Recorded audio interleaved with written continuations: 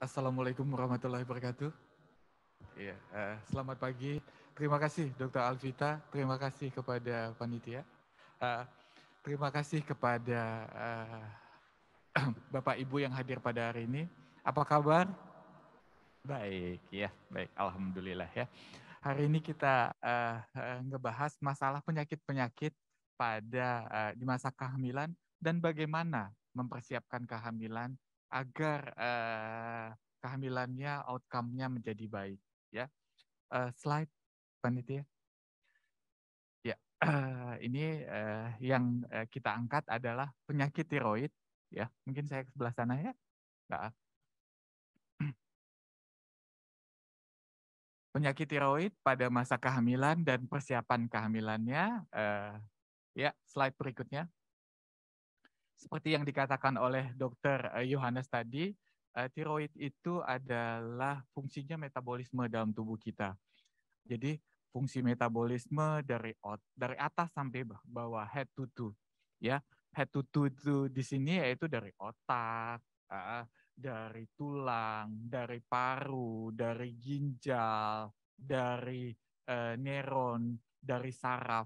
Itu berhubungan dengan tiroid.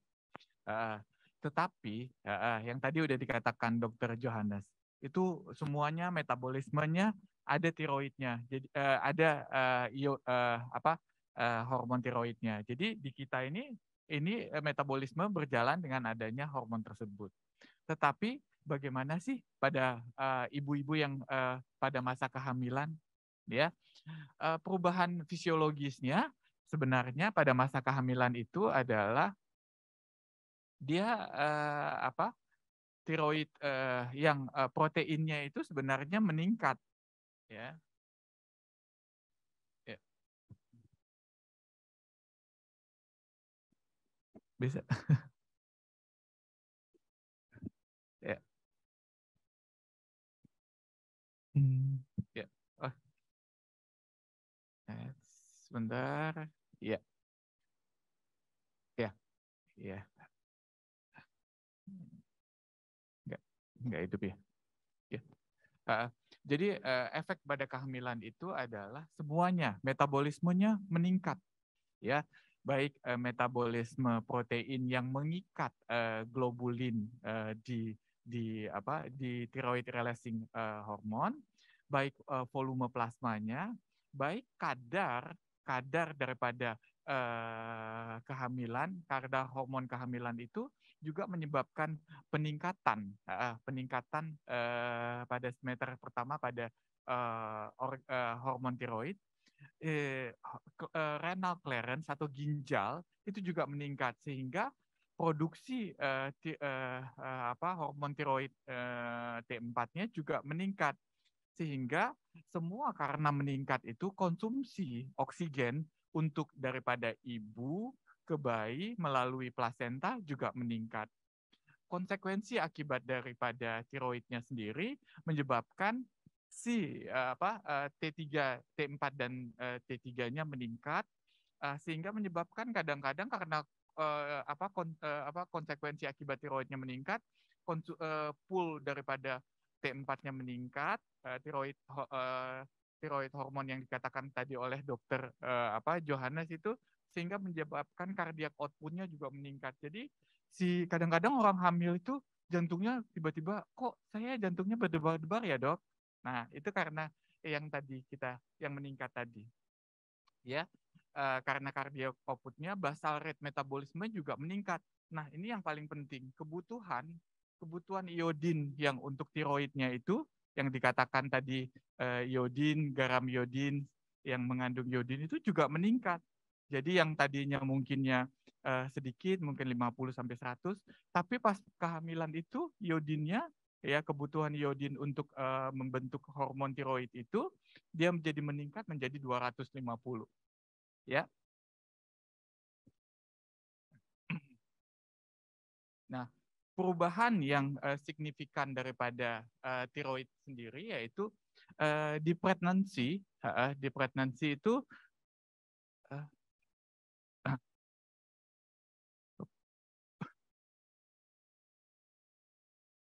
ya.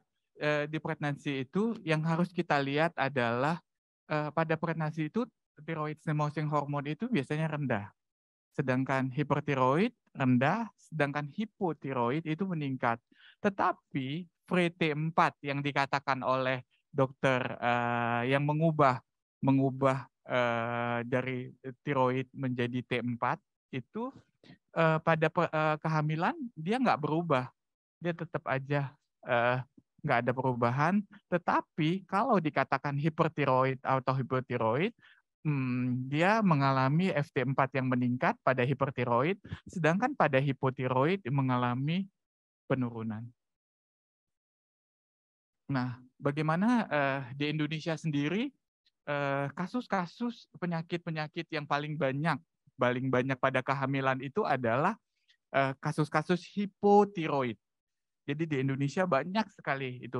Tapi prevalensinya karena penelitian yang nggak begitu banyak, penelitian yang tidak begitu banyak, sampai sekarang berapa persen sih orang-orang pada kehamilan yang mengenai menjadi hipotiroid itu masih belum ada ininya penelitian yang sahnya atau penelitian fixnya. Nilai normal tiroid pada wanita tidak hamil itu antara 0,5 atau 4,5. Penyebab tersering wanita di Indonesia atau wanita di pada negara-negara yang berkembang adalah defisiensi iodin endemik. Jadi makannya nggak ada iodinnya, ya garamnya juga nggak ada iodinnya. Itu yang paling sering terjadi pada wanita-wanita pada negara-negara berkembang atau negara-negara negara-negara negara-negara berkembang. Kadang-kadang negara-negara miskin juga termasuk di dalamnya. Ya, slide berikutnya. Yang paling sering adalah hipotiroid primer. Di negara maju biasanya karena infeksi, misalnya di lingkungan tiroidnya sendiri, misalnya Hashimoto. Tetapi di dunia paling banyak adalah defisiensi daripada iodin, ya, iodin yang bekerja untuk membentuk hormon TSH tersebut. Penyebab lainnya adalah karena infeksi, tiba-tiba ada infeksi di tiroidnya, kadang-kadang pengangkatan daripada tiroid, atau terapi-terapi yang dilakukan oleh dokter-dokter kedokteran nuklir, misalnya iodin radioaktif, kadang-kadang menyebabkan tiroiditis primer. Ya, ini mengenai Hashimoto yang tadi kita katakan, yang dokter itu katakan bahwa itu paling juga sering terjadi pada wanita pada fase kehamilan. Penyakitnya karena infeksi atau kadang-kadang bersamaan dengan autoimun, misalnya lupus, ya, atau sehingga karena berkaitan dengan antibodi anti TPO, sehingga biasanya Hashimoto ini dia terjadi flare up. Penyebabnya hipertiroid yang transien. Jadi dia meningkat, terus selanjutnya karena menjadi infeksi yang berkepanjangan, dia menjadi turun menjadi Hashimoto atau hipotiroid. Defisiensi iodin, ini paling banyak di Indonesia dan paling banyak di negara-negara berkembang atau negara-negara miskin. Sumber iodin itu sebenarnya adalah dari garam yang diberi iodin, susu sapi, seafood, telur, dan kacang-kacangan. Bagaimana pada anak yang dilahirkan dengan defisiensi iodin atau kadang-kadang terjadi hipotiroid? Biasanya terjadi kretinisme kongenital, jadi growth retardation, pertumbuhannya nggak maksimal, jadi pendek, anaknya pendek, gitu. Kasihan ya, misalnya ibunya tinggi, tiba-tibanya anaknya pendek, ya kasihan kan? Atau mental retardation, ya, jadi kelihatan IQ-nya tidak berkembang dengan baik, atau defisit neurologis, ya, tidak bagus perkembangan mental atau perkembangan otaknya. Bagaimana rekomendasi untuk pasien-pasien yang defisiensi iodin itu, ya, pada kehamilan intake untuk pada fase tersebut atau fase menyusui itu 200 pikogram per hari. Selanjutnya pada kehamilan itu paling sering terjadi adalah tiroiditis subakus, yaitu ada infeksi, tiba-tiba si tiroidnya membesar ya, itu namanya tiroiditis granulomatus yang gondok. Tiba-tiba, dok, kok saya lagi hamil tiba-tiba kok keluar gondok besar sekali, dok. Nah, itu namanya tiroiditis subakut. Ya, atau yang bentuknya misalnya tiroiditis limfositik subakut. Itu biasanya karena kok saya, dok, habis melahirkan kok aman-aman aja nih, kok tiba-tiba kok gede ya. Saya punya tiroidnya membesar. Itu namanya tiroidit postpartum. Biasanya nggak nyeri, ada nyeri menelan, Bu. Tidak. Ya, itu hanya kejadian 5% daripada pada persalinan. Habis persalinan, biasanya 1-3 bulan kemudian terjadi yaitu tiroiditis postpartum tersebut. Ya. Yang ada juga hipotiroidit subklinis. Jadi gejalanya nggak kelihatan. Waktu hamil nggak kelihatan. Tadi kan dokter Yohanes bilang lemah karena metabolismenya terganggu, lemah, lesu, kadang-kadang berkeringat. Tapi kadang-kadang hipotiroid, TSH-nya yang terjadi hipotiroid subklinis, jadi gejalanya itu nggak kelihatan, dok, kok nggak ada gejala sama sekali, ya. Jadi TSH-nya meningkat, tetapi kadar FT4 atau T3-nya normal. Sering pada wanita-wanita yang penyakit autoimun gitu ya. Nah, itu sering terjadi. 50% hipotiroid tersebut terjadi dalam waktu 8 tahun dan kalau hamil gejala misalnya kita tidak terapi ya, tidak terapi akan menyebabkan penurunan IQ daripada bayi yang dilahirkan. Jadi tiroid waktu kehamilannya tidak diterapi menyebabkan output dan income-nya kepada ibunya, kepada bayinya. Kepada bayinya adalah menyebabkan penurunan IQ.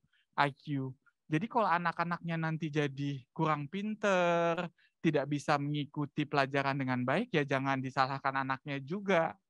Karena apa? Kesalahannya kita juga awalnya tidak screening dengan baik. Ya, gejala hipotiroid yang menurun ya seperti yang tadi, letargi, lelah, cold, interaksi, intoleran yang dikatakan oleh Dr. Johannes, dingin terus ya, berat badannya meningkat ya, bradikardi, jadi jantungnya berdebar-debar ya, refleksnya berkurang, bicaranya juga lambat, kadang-kadang sering berkeringat, kulitnya kering, odem daripada matanya seperti keluar. Ya, Bu ya.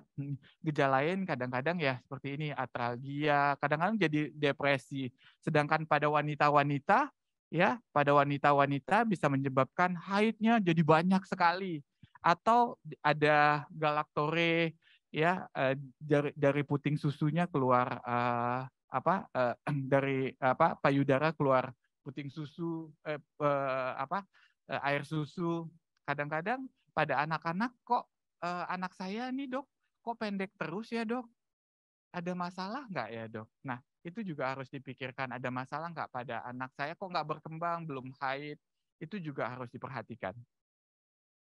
Ya, hipotiroid dalam kehamilan itu kalau di dalam kehamilan sendiri bisa menyebabkan keguguran, ya. Keguguran ini yang paling banyak. Jadi hipotiroid setelah diagnosa hipotiroid, kok ada pasien yang 2 kali, 3 kali gugur terus. Udah diperiksa sama dokter kok nggak dapet ya.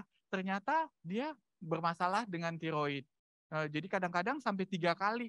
3 kali, ada yang sampai 4 kali keguguran.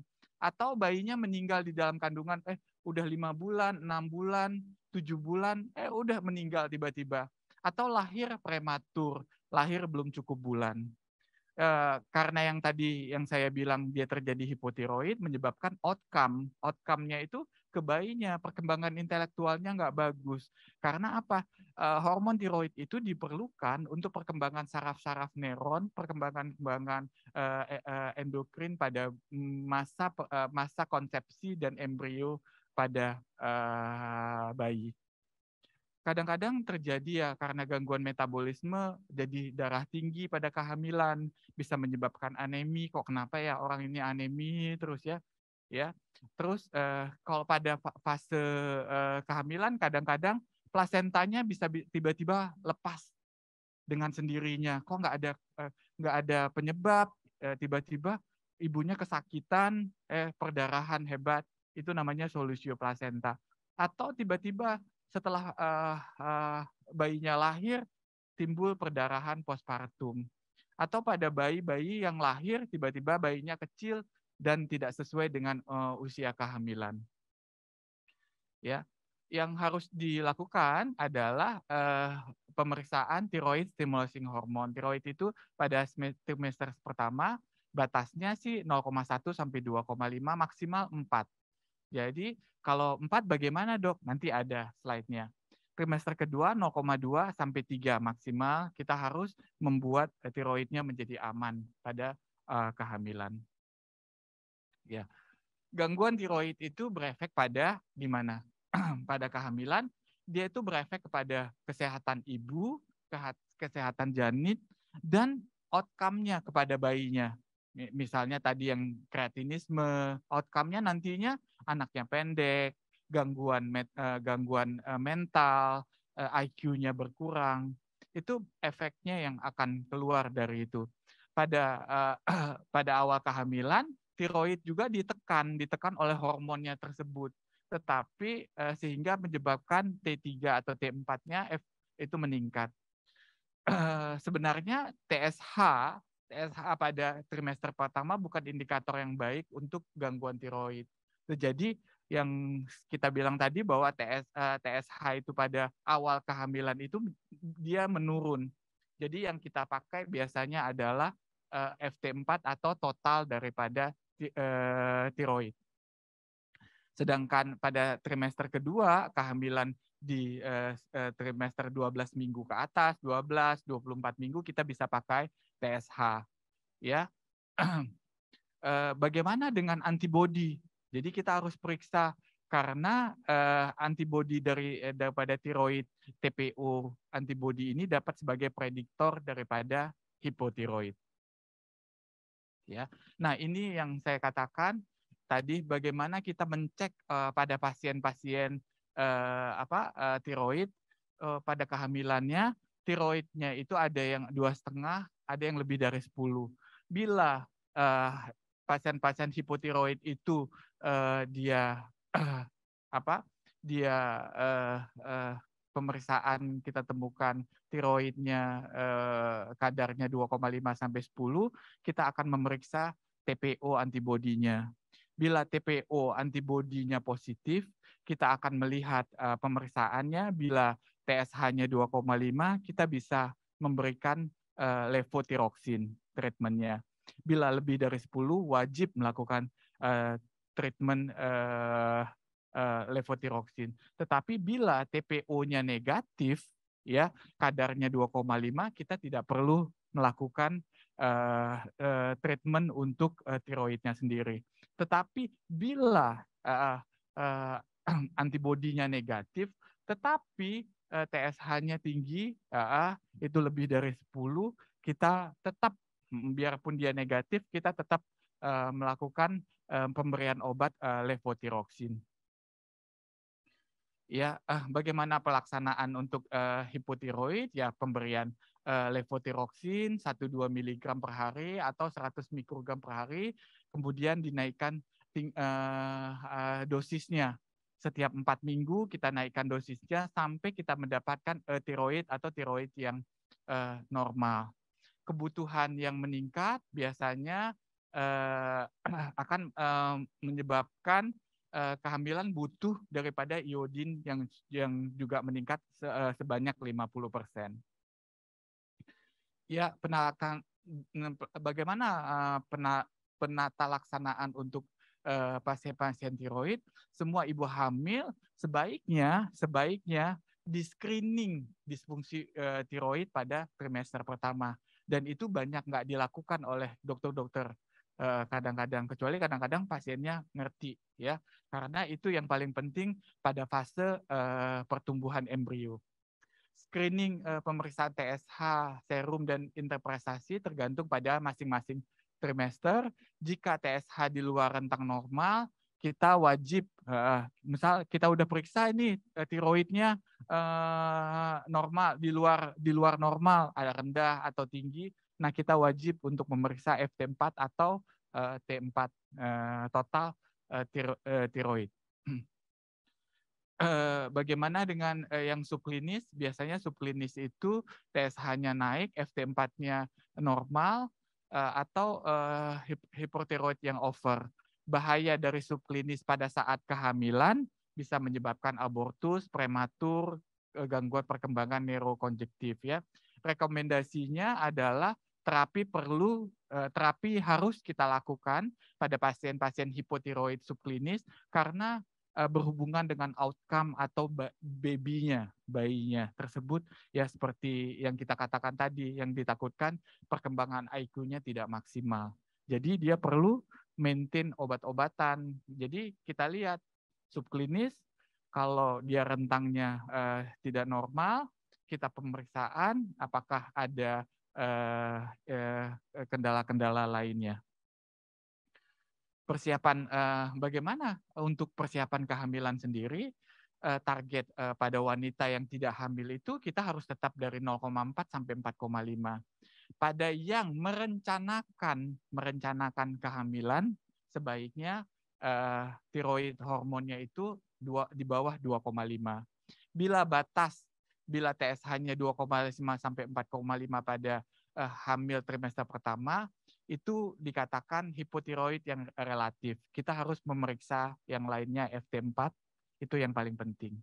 Pasien hipotiroid subklinis yang subklinis yang tidak kelihatan, ya sebelum hamil dianjurkan dosis daripada obat-obatnya itu kita tingkatkan. TSH yang 5 sampai 10 kita tingkatkan menjadi dosisnya menjadi 25 sampai 50, 10 sampai 20 kita tingkatkan kembali. Kalau lebih TSH-nya lebih dari 20, dosis yang kita perlukan untuk obat-obatan pada persiapan kehamilan itu lebih tinggi lagi. Ya. Mungkin itu nih kesimpulan yang akan take home message yang kita akan dapatkan adalah status hormon tiroid pada kehamilan dan hipertiroid itu sama-sama menurun dan T3 dan T4-nya meningkat, namun pada kehamilan FT4-nya itu normal. Ya. Penyebab tersering hipotiroid adalah di Indonesia adalah kekurangan zat iodin atau defisiensi iodin.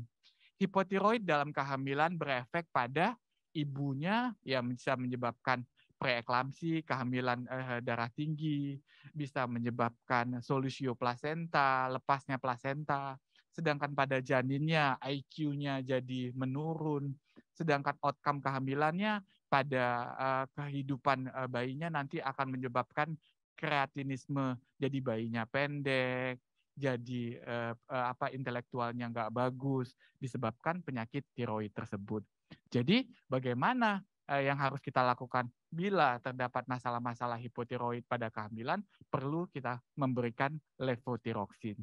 Bagaimana persiapan untuk kehamilan adalah bila dia hipotiroid, kita akan melakukan pemeriksaan, kita treatment, dosisnya kita sesuaikan dengan kadar TSH-nya tersebut.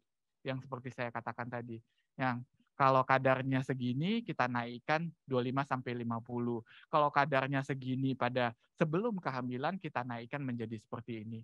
Kalau kadarnya TSH-nya 20 kita naikkan lagi dosisnya jadi 75 sampai 100. Yang tadi take home message dari persiapan kehamilan.